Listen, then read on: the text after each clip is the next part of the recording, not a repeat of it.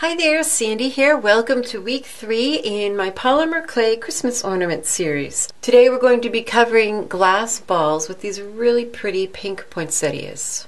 So the first thing you'll want to do in this project is choose what shade of pink you want your poinsettias to be. Of course you can make them any color you want. Here I have a whole selection from Primo Fuchsia to Sculpey Soufflé So 80s or Soufflé Turnip, or even Magenta Pearl. The color I chose is Bordeaux, and then just by adding various bits of white or pearl to lighten it, you can get all these different shades. So I'm going to use this one as my darkest. This will be the veins, and then I'm going to make a Skinner blend with these two lighter colors. I prefer to keep these two colors kind of close, so I have just a subtle Skinner blend. Once you have your Skinner blend made, and there are lots of videos out there, including one on my channel that I'll link you to if you don't know how to make a blend of clay. What you want to do is then fold it in half and then send it through your pasta machine. In fact, I'm going to fold it twice. Send it through your pasta machine this way, the long way. And what you'll end up with is a ribbon, a nice long narrow strip of clay that blends from the darkest color to the lightest. And I decided to have my darker color in the center, but you could do it the other way around if you wanted. And then you're just going to start rolling up your blend nice and tight. I prepared mine ahead of time, so it's been sitting overnight and it's cracking a little, but that's okay. I'm just going to roll it nice and tight and smoosh it, and it'll be good. As always, it's my hope to inspire and encourage you with these videos, and if you've benefited, I hope you'll consider becoming a patron. You can support these tutorials with $1 a month or whatever you can afford.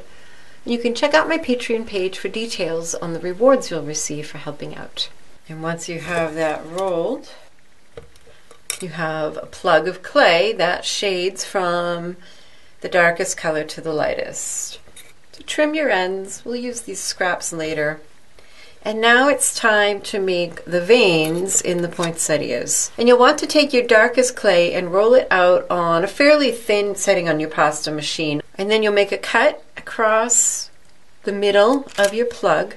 Now I don't want the veins of my flower petals to go all the way to the edge, so I'm going to cut these a little bit short, but I want to cut a strip that's as thick as my blended plug is high. Cut one straight edge, and now I want to cut this piece about 1/4 of an inch shorter than the width from edge to edge. So I'm just going to lay that down with about 1/4 of an inch hanging over. Trim that. And then I'm going to take my finger and I just want to soften those edges so they're tapered. And then place that in there, and there should be a little bit of your blend showing on either side, about 1/8 of an inch. Put it back together. Make sure you squeeze those cut edges together. And now that's one line. And I'm going to repeat this 3 times on either side. I want a bunch of veins on my flowers. So I'm going to make 3 more cuts on either side of this line, each time inserting a thin sheet of the darkest color of clay. So here I am, just finishing up, adding the last one. I think I made that cut a little thick, so I ended up only getting a total of 6 stripes, which is still just fine. And don't worry about them not being absolutely perfect. We're going to sculpt this and stretch it and shape it, so it'll be fine.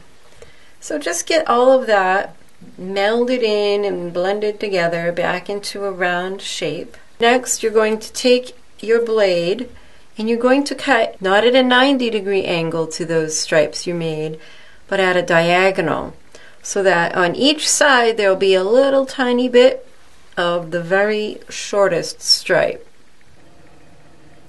Just like that. And what I'm going to do is fold over the rest of my strip here, kind of blend that bit out so it's tapered. I also want to taper and not bring it quite all the way to the end of the tip. So you can see I'm putting it just about 1/8 of an inch again offset from there. Now you can see. Put it back together with the pieces facing in the opposite direction so your lines go off in diagonals. And you can see this line gets thicker down here at the base. And now this is your cane, and you can squish it and reduce it, and when you do, you'll end up with a section that looks something like this. Now on this one, obviously my cuts were far from perfect, but you'll see that it really doesn't matter in the finished product. Now you need to reduce your cane, and here I have some that I reduced. And how far down you reduce it depends on the size of flowers that you want to make, which may depend on the size of ornament that you're going to decorate. One little trick that I did was I cut some plastic from some packaging, stuck it on the ends, and that helped keep me from having waste. You know how the ends of canes will suck in as you're reducing it, and this helped keep them flat, so I have a bit more usable cane here. So I reduced some of it down to about 1/2 inch, left some of it at around 1 inch. Like I said, it really depends on the size of the ornaments that you're going to make. Speaking of which, here are the ornaments that I chose. They're 45 millimeters or 1.7 inches. They're nice glass. They have to be glass so that they go in the oven. To help me while I'm sculpting, to keep everything in place, I'm just going to take a little ball. I'm not sure if a colored clay will stain these ornaments, so I just used some pearl and put it on my work surface and just smooshed it in like that. And this will hold it upright so that I can work on it. You can determine the size of your flowers not only by the size of the cane, but also you can fine-tune that by how thick you cut them. So I could cut a little slice of this or cut a thicker slice, and then I would end up with bigger petals. So I'm going to make a big flower here to demonstrate to you. And I'm going to cut a rather uneven, but that's okay, slice of the cane. And I'm going to use my work surface to really press it down. I'm not a fan of those thick cut edges showing in my designs. I prefer to thin them out on the edges. I think they look more delicate and a bit more lifelike. So I'm just using my fingers, and the nice thing is that where I'm pressing is going to be the back side of the petal, so I don't have to worry about fingerprints on the front side.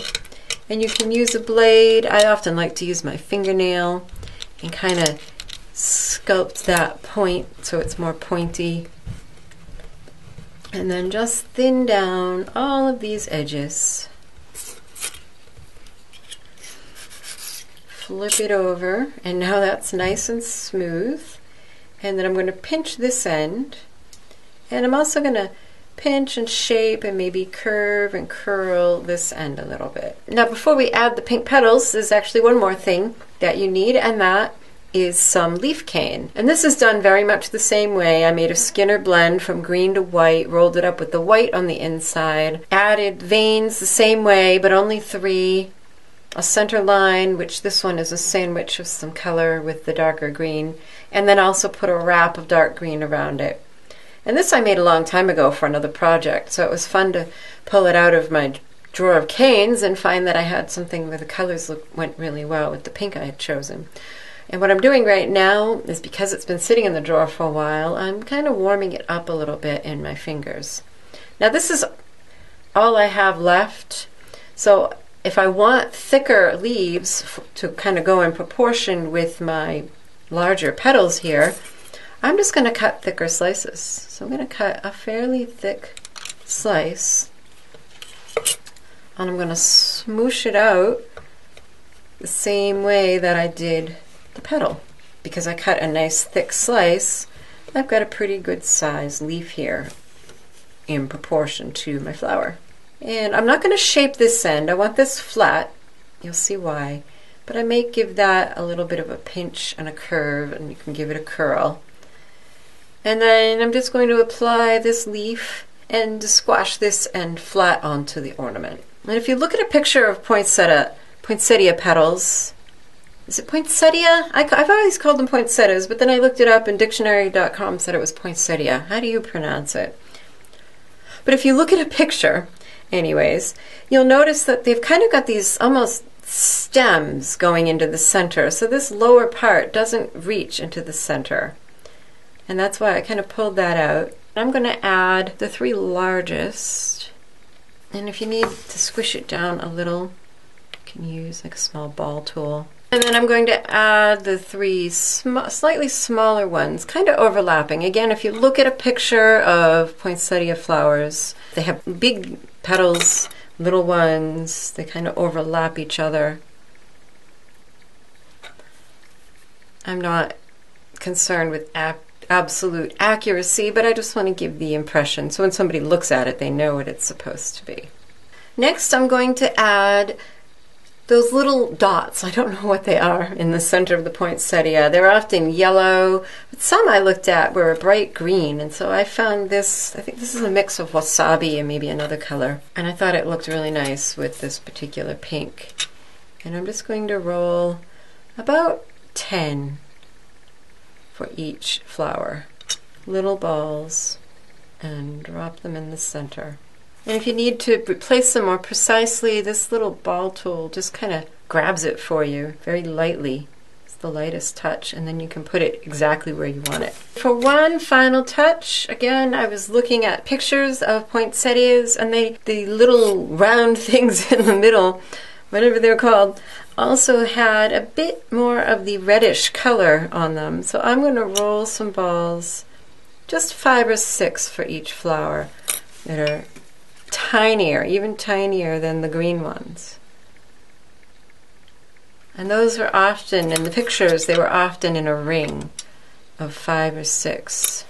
And there you go, there's your poinsettia flower. And then you just bake it at the manufacturer's recommended temperature.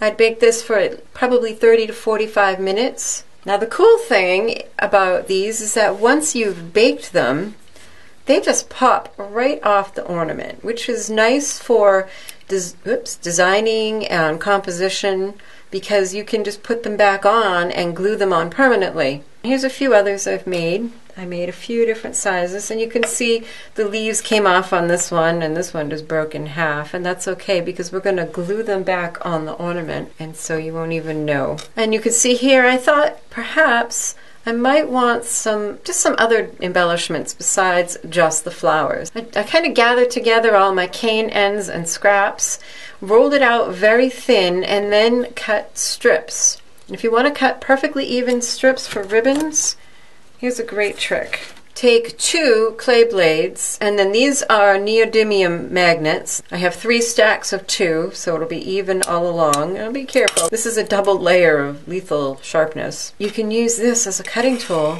to cut perfectly straight strips. You didn't think I cut these perfectly freehand, did you? You give me far more credit than I deserve. So I just cut a bunch of ribbons. I cut a little bow. In fact, it's a good idea to buy a package of ornaments like I did rather than just one, and that way you can make a whole bunch of elements that you know will be curved just right for your ornament. Then you can just attach your flowers right back to your ornament in whatever configuration you want. You can cover the whole ornament, you could just have one and a couple ribbons, whatever it is that suits your fancy that you like. So if you're interested in the supplies I used, click on the little I for information in the upper right, or the link in the description box to go to my blog post. Be sure to subscribe if you haven't already, and take a peek at my Patreon page for how you can get great rewards and help support these tutorials. Happy creating. Bye-bye.